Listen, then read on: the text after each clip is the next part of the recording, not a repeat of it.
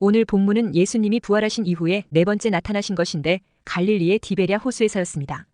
부활하신 예수님이 첫 번째는 막달라 마리아에게 나타났고 두 번째는 도마 외의 10제자에게 나타났고 세 번째는 도마를 포함한 11제자에게 나타났고 네 번째 나타나신 것이 오늘 본문입니다. 이때는 시몬 베드로가 나는 물고기 잡으러 가노라 하자 우리도 함께 가겠다 하면서 다른 제자들도 따라갔다는 것입니다. 그때 디베랴 호수에 함께 따라갔던 제자들이 본문 2절에 시몬 베드로와 디두모라 하는 도마와 갈릴리 가나 사람 나다나엘과 세베대의 아들들과 또 다른 제자 둘이라 했습니다. 그런데 예수님이 고난당하시기 전에 제자들에게 이렇게 말씀했습니다.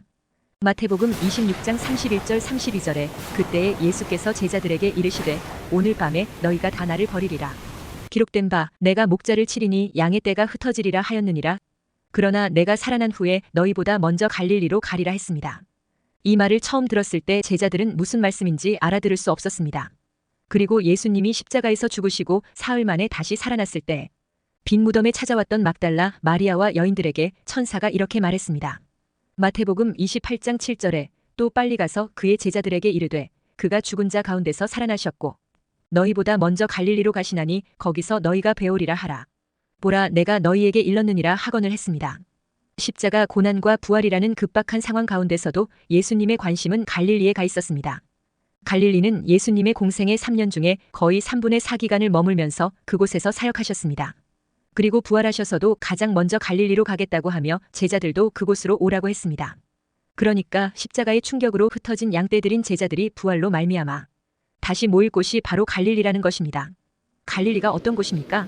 마태복음 4장 15절 16절에 이렇게 말합니다. 스불론 땅과 납달리 땅과 요단강 저편 해변길과 이방의 갈릴리여 흑암에 앉은 백성이 큰 빛을 보았고 사망의 땅과 그늘에 앉은 자들에게 빛이 빛이었도다 하였느니라. 그러니까 갈릴리는 이방의 땅과 같고 흑암과 사망의 그늘의 땅과 같다는 것입니다. 다시 말해 하나님의 마음은 항상 죄 가운데에서 신음하는 자들과 삶의 고통에 눌려있는 자들에게 있다는 것입니다. 그런데 이 흑암과 사망의 그늘이 얼마나 강했으면 부활하신 예수님을 만났음에도 제자들은 삶을 온전히 바꾸지 못하고 먹고 살기 위해 이전 삶으로 돌아가려고 했던 것입니다. 제자들은 빈 무덤을 확인했고 부활하신 예수님을 2번이나 눈으로 보고 손으로 만져 확인했습니다. 그렇게 예수님의 부활이 분명했지만 제자들은 바꾸어지지 않았습니다. 예전의 직업으로 돌아가서 물고기를 잡으려고 했습니다. 어떤 면에서 이것은 오늘 우리들 모습이기도 합니다. 우리는 예수님이 죽음의 권세를 이기시고 부활하셨다는 사실을 믿습니다. 예수님의 부활이 만들어진 이야기가 아니라 2000년 전에 유대 땅에서 일어난 역사적 사실이라는 것도 믿습니다. 그런데 살아가는 우리의 모습을 보면 부활신앙이라고 할 만한 것이 없습니다. 여전히 세상 물고기에 관심이 많고 얼마나 많이 잡았느냐에 희비가 엇갈리고 있습니다. 인생의 질고 속에서 기쁨이나 소망이 없이 절망과 슬픔 속에서 살아갈 때가 많습니다. 예수님이 부활하셨다고 외치면서도 부활의 능력을 가진 자의 모습은 보여주지 못하는 것입니다. 이것이 오늘 본문에 나오는 제자들의 모습이고 오늘 우리들의 모습인 것입니다. 바로 이런 문제 해결을 위해 예수님은 미리 부활 후에 너희를 만나러 갈릴리로 가겠다는 말씀을 하신 것입니다. 오늘 본문은 제자들이 부활하신 예수님을 세 번째 만나는 장면입니다. 부활하신 예수님이 40일 동안 이 세상에 계시면서 오로지 제자들과 믿음의 형제들에게만 나타나셨습니다. 믿지 않는 사람들에게는 나타나지 않았습니다. 우리 생각에는 예수님을 십자가에 매달아 죽인 원수들에게 나타나서 멋지게 복수를 했더라면 얼마나 통쾌했을까 하는 생각도 있습니다. 그러나 예수님은 사형 판결을 한 빌라도나 십자가에 못 박는 것을 주도했던 대제사장이나 사내들인 의원들에게는 전혀 나타나지 않았습니다. 채찍질을 하고 가시관을 씌우고 모진 매를 가했던 군인들이나 모욕하고 십자가에서 내려오라고 조롱했던 사람들에게 나타나서 내가 바로 십자가에 달렸던 예수라고 했다면 얼마나 충격적인 소식이 되겠습니까? 그래서 그들 모두를 무릎 꿇리고 주님의 신성을 증거했다면 얼마나 통쾌한 일이겠습니까? 그런데 예수님은 부활하신 자신의 모습을 그들에게는 전혀 보여주지 않았습니다. 부활하신 예수님의 관심은 오직 제자들과 그의 백성들에게 있었습니다. 그랬기에 그들에게만 부활하신 당신의 모습을 반복적으로 보여주었습니다. 반복적으로 보여주었다는 것은 부활하신 사실을 확증시키기 위함이었습니다. 우리가 말을 반복할 때가 있는데 그 말이 중요하기 때문에 강조하기 위해서입니다. 그런 의미에서 기도응답은 너무나 확실한 약속입니다. 구하라, 찾으라, 두드리라 하면서 3번씩이나 기도응답을 강조합니다.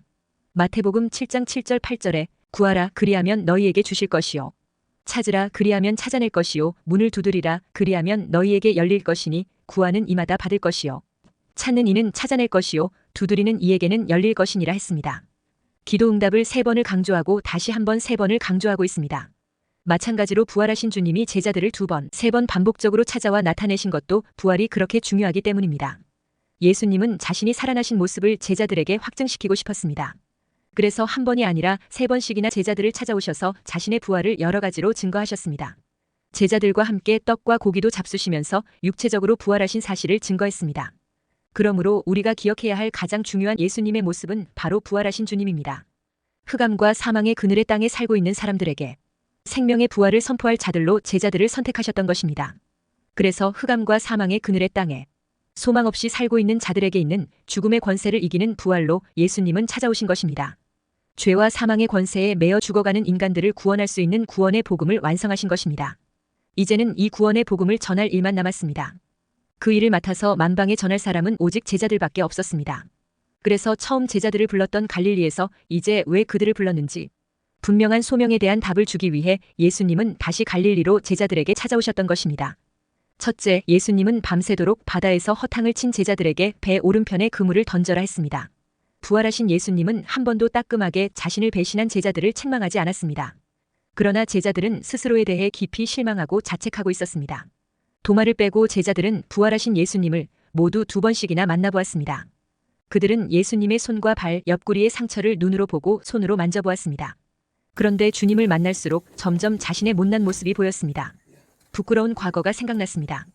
분명히 사흘 만에 다시 살아난다고 말을 그들이 들었는데도 아무도 믿지 않았던 것입니다. 그래서 주를 부인하고 도망치고 했던 것입니다. 이러고도 주님의 제자라는 것이 부끄럽고 형편없어 괴로웠던 것입니다. 그런데도 예수님은 그저 샬롬, 만을 말씀하시는 것입니다. 차라리 어찌 너희들 그럴 수 있느냐? 내가 너희들을 얼마나 사랑했는데. 정말 실망이다. 이렇게 시원하게 야단이라도 들었으면 속이라도 후련했을 것입니다. 그러나 예수님은 전혀 그런 말씀이 없으십니다. 다만 주님은 아버지께서 나를 보내신 것 같이 나도 너희를 보낸다. 성령을 받으라 하시는 겁니다. 말하자면 주님은 그들의 마음을 아시는지 모르시는지 그저 그들에게 사명만을 말씀하시는 겁니다. 그런 주님의 모습에 제자들은 더욱 마음에 부담이 갔습니다. 자책감에 시달렸습니다. 괴로웠습니다. 주님 앞에 선 자신이 너무나 부끄러웠기 때문입니다. 그때 마침내 베드로가 일어섰습니다. 나는 다시 물고기나 잡으러 가겠다 했습니다. 무슨 말입니까? 내가 이런 모습으로 무슨 주님의 제자가 될 수 있는가? 자격이 없는 사람이다. 이런 말인 것입니다. 그러자 도마, 나다나엘, 야고보와 요한 그리고 또 2 제자, 그렇게 도합 7명이 갈릴리로 갔다는 것입니다. 살다가 언제 가장 힘듭니까? 자신에 대해 실망하고 자신이 상처를 입었을 때일 것입니다. 이때는 아무것도 눈에 안 들어옵니다. 누가 뭐라 해도 귀에 들리지 않습니다. 앞이 보이지 않습니다. 지금 제자들이 그런 고통을 겪고 있습니다. 이럴 때 제자들에게 갈릴리는 유일한 탈출구였습니다. 자신들의 잔뼈가 굵은 과거의 삶의 자리였습니다. 그들은 다시 노아 그물을 잡았습니다. 그렇지만 그런 마음으로 던지는 그물에 소득이 있을까요? 밤새도록 던졌는데 빈 그물이었습니다. 그들 마음은 더욱 무거웠던 것입니다. 그렇지 않아도 마음이 무겁고 복잡한데 오랫동안 해왔던 일조차 잘 풀리지 않는 것입니다. 제자들이 스스로에 대해 크게 실망하고 게다가 일까지 꼬여버린 상처로 가득한 그들에게 예수님이 찾아왔습니다. 무슨 의미입니까? 지금 있는 모습 그대로 받아주신다는 것입니다. 7명의 제자들이 밤새도록 바다에 그물을 던졌으나 허탕을 치고 몸도 마음도 심히 지쳐있을 때 해변가에서 누군가 외쳤습니다. 얘들아, 고기 좀 잡았느냐? 제자들은 아무런 생각 없이 없습니다 했습니다. 그러자 그 목소리는 다시 그물을 배 오른편으로 던지라. 그러면 얻을 것이다 했습니다. 누군지 모르지만 제자들은 왠지 그 말씀을 따르고 싶었습니다. 그래서 그대로 그물을 던졌습니다. 그러자 깜짝 놀랄 일이 벌어졌습니다. 밤새도록 텅 비었던 그물이 갑자기 묵직했습니다. 한둘이 해서는 어림도 없었습니다. 모두가 그물을 잡고 끙끙거리며 씨름하는데 갑자기 누군가가 소리쳤습니다. 주님이시다. 놀란 베드로는 옷도 제대로 못 입고 바다로 뛰어내렸습니다. 모두들 허겁지겁 그물을 끌고 무트로 나오니 정말 예수님이셨습니다. 주님은 어느새 아침 식사까지 준비해 두셨습니다. 와서 밥 먹자. 주님 말씀에 모두 함께 둘러앉았습니다. 그리고 주님이 나눠주시는 빵 조각을 받아들었습니다. 이렇게 주님은 좌절한 제자들을 다시 찾아오셨습니다. 모두 아무 말이 없었지만 마음으로 이미 주님의 말씀을 듣고 있었습니다. 내 마음을 내가 안다. 얼마나 힘들었느냐? 그러나 다시 일어서라. 내가 너를 사랑한다. 그렇습니다. 예수님은 그들을 다시 세우기를 원하셨습니다. 주님을 등지고 떠난 그들 사실 이미 자격이 없는 자들입니다. 그렇지만 주님은 그들을 용서하시고 다시 세우십니다. 그들을 다시 쓰시기를 원하십니다. 이런 주님의 뜻은 이미 그물을 배 오른편으로 던지라고 말씀하실 때 드러났습니다. 실패한 그들에게 새로운 기회를 주신 것입니다. 지금까지는 실패했지만 주님을 의지하고 그 말씀을 신뢰할 때 새 역사가 일어난다는 것을 다시 알게 했습니다. 그렇습니다.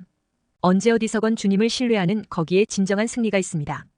이제 제자들은 다시 일어설 수 있었습니다. 실패로 얼룩진 과거도 두려움을 자아내는 세상 현실도 주님이 함께 하시면 문제 없었습니다. 주님의 말씀을 믿고 주님의 능력을 신뢰하니 이제껏 빈 그물이던 상황이 정반대로 변했습니다. 153마리나 되는 큰 물고기들로 꽉 찬 그물이 되었습니다. 바로 이것이 주님의 역사입니다. 이것이 주님의 능력입니다. 그분은 아무것도 없는 텅 빈 공간을 온갖 만물들로 채우시는 분이십니다. 바로 창조주 하나님이십니다. 둘째, 예수님은 실패자를 그냥 방치하지 않으십니다. 그물을 들어 올릴 수 없을 정도로 많은 고기가 잡히는 기적을 보고 요한은 예수님을 알아보았습니다. 그물을 배 오른편에 던지라 그리하면 잡으리라. 이 말씀을 하신 분이 예수님이라는 것을 바로 알아보았던 것입니다.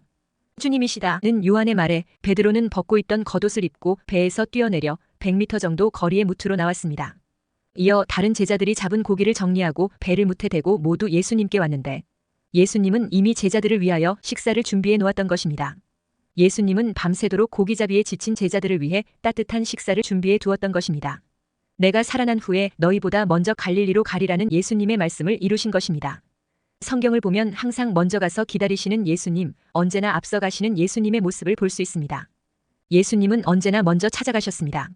범죄한 아담이 하나님 낯을 피하여 동산 나무 사이에 숨었을 때 하나님은 아담아, 내가 어디 있느냐? 하며 먼저 찾았습니다. 동생을 죽인 가인을 하나님이 먼저 찾았습니다. 내 아우 아벨이 어디 있느냐 했습니다. 낙심하여 도망간 엘리야에게 하나님은 먼저 찾아와 말씀했습니다. 엘리야야, 내가 어찌하여 여기 있느냐 했습니다.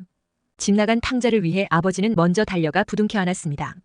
하나님은 항상 먼저 찾아오십니다. 먼저 용서해 주시고 먼저 발을 씻겨 주셨고 먼저 섬기셨고 먼저 고난을 받으셨고 먼저 죽으셨고 먼저 부활하셨습니다. 또한 하나님은 실패자를 찾아오십니다. 본문을 통해서 우리가 알 수 있는 것은 제자들이 회개하자 주님이 그들을 찾아가신 것이 아닙니다. 부활하신 주님이 제자들을 먼저 용서하시고 먼저 찾아가셨습니다. 오늘 본문에 물고기 잡으러 갔던 제자들이 밤새도록 허탕치고 실패했습니다. 그렇게 실패하여 낭망하여 주저앉은 것을 주님은 방치하지 않았습니다. 실패한 제자들에게 찾아오신 것입니다. 실패한 자리에서 회복시켜 주시기 위해서입니다. 예수님께서는 실패한 자를 내팽개치지 않으시고 잃었던 삶의 목표를 다시 회복시켜 주시기 위해서 찾아오셨습니다. 예수님께서 처음 베드로에게 주셨던 약속이 무엇이었습니까? 마가복음 1장 17절에 나를 따라오너라. 내가 너희로 사람을 낚는 어부가 되게 하리라. 이 약속을 했습니다. 그 후 그는 바닷가에서 물고기 잡는 어부에서 사람을 하나님 앞으로 인도하는 사람 낚는 어부가 되는 삶을 시작하게 됩니다. 그러나 예수님을 부인하고 저주하는 실패를 맛보고 그는 다시 물고기나 잡는 어부로 돌아갔습니다. 그러자 예수님은 그의 사명 회복을 위해 다시 갈릴리에 찾아오셨습니다. 그물을 배 오른편에 던지라. 그리하면 얻으리라. 실패한 제자들로 하여금 재차 시도하게 하십니다. 결국 제자들은 그 말씀대로 그물을 내렸더니 그물을 끌어올리기 힘들 정도로 많은 153마리나 되는 고기를 잡게 되었습니다. 그때의 제자들은 자신들에게 고기를 많이 잡게 하신 분이 다름 아닌 부활하신 예수님이라는 사실을 확인하게 되었습니다. 한국의 모나미 153 볼펜은 1963년 5월 1일에 창업되었습니다. 볼펜을 생산할 공장도 기술도 없는 상태에서 출발했습니다. 회사가 어려움에 처하게 되었을 때에 송삼석 회장은 기도원으로 가서 기도했습니다. 기도하는 중에 자신이 하나님 앞에 범한 허물이 너무도 많음을 깨닫게 되었습니다. 사업한답시고 주일성수를 하지 못한 것, 돈을 벌었어도 11조 헌금을 하지 않았던 것, 바쁘다는 핑계로 기도 생활에 너무나 게을렀던 일, 회개할 제목이 많았습니다. 마음속에 떠오르는 온갖 그릇되었던 점들을 깊이 회개한 후 성경을 펼쳤습니다. 요한복음 21장이었는데 베드로가 예수님의 지시를 따라 호수에 그물을 던져 153마리의 고기가 그물 가득히 잡혔다는 내용이었습니다. 이때 확신을 얻은 송 사장은 다음과 같이 기도했습니다. 하나님, 제가 모나미 153이란 이름으로 볼펜을 만들겠습니다.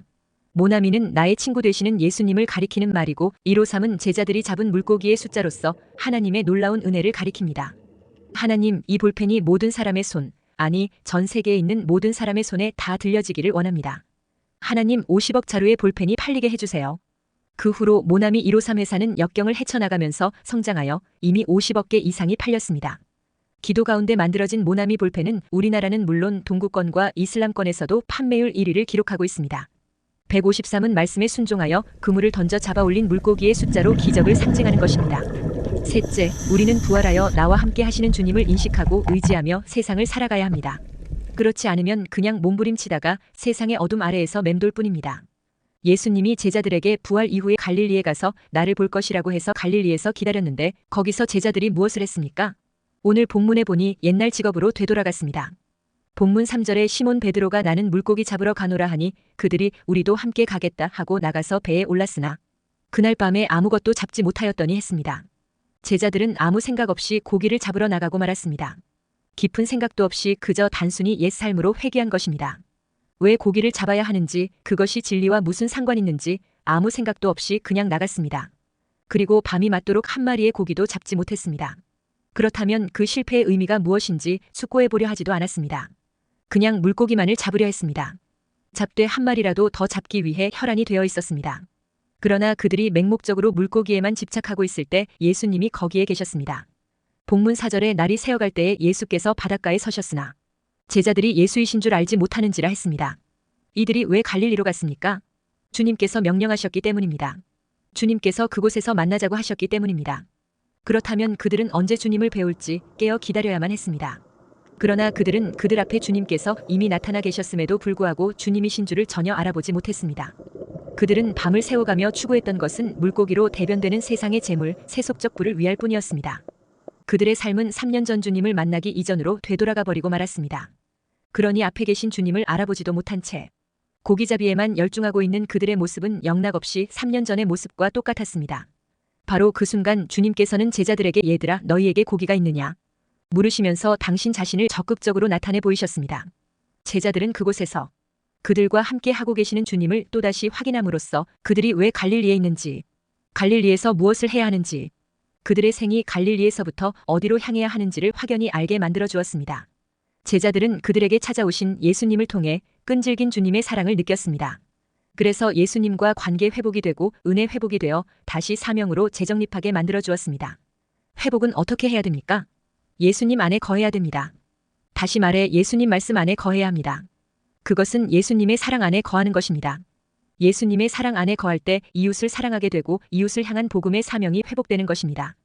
그러므로 부활신앙과 예수님 사랑 안에 거함으로 생명의 복음, 부활의 복음에 대한 사명을 회복하여 가족과 이웃을 살리게 되시기를 축원합니다.